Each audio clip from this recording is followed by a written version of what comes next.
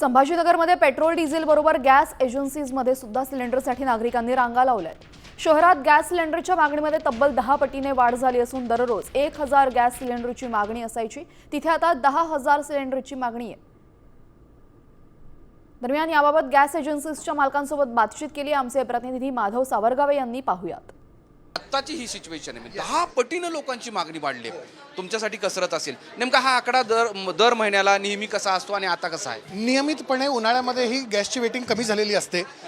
हजारापर्यंत मागणी ही दर मार्चमध्ये आपल्याला बघायला मिळते, पण या दर दिवसाला 1000ची मागणी येते आणि 1000चा आम्ही पुरवठा करतो, म्हणजे वेटिंग शून्य होते।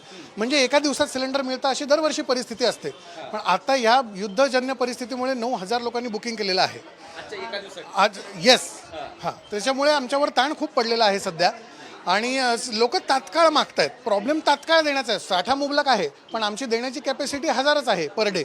मग लोकांना असं वाटतं की 1000च होम डिलिव्हरी होते, मग माझं कधी येईल? मग त्या याच्यामुळे लोक आता येतात, मला आत्ताच द्या सिलेंडर घेऊन इथे येत आहेत आणि आम्हाला इथे देता येत नाही। आम्हाला कंपनीकडनं जसे सिलेंडर येतील, रोज 1000 आले तर आम्ही रोज 1000 होम डिलिव्हर करू आणि लोकांची मागणी पण पर डे वाढतच जाते ना। आता आज आम्ही 14 तारखेच्या ज्यांनी बुकिंग केलं आहे त्यांचं आम्ही आज वाटप करतोय।